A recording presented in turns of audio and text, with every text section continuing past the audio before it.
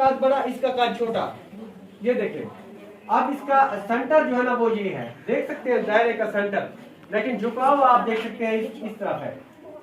जो भी दायरा होगा उसका झुकाव बाएं तरफ होगा, जो भी दायरा होगा उसका झुकाव बाएं तरफ। अब इसको हम कोशिश करते हैं, अगर इसमें तमाम हरूफ समाए, ये देखिए ये सीन भी हो सकता है, ये देखिए ये सीन बन गया ना इसी दायरे के साथ। ऐसे अगर हम इसको ऐसे बनाए तो क्या बन गया? ये देखें, ये बेटा ये दूसरा सीन, यानी कि उसी दायरे में एडजस्ट हो गया। अच्छा, इसको हम ऐसे करते हैं कि ये देखें ये लाम बन गया। अगर इसको हम इस जाविये से देखें, ये ऐसे, हाँ ये काम।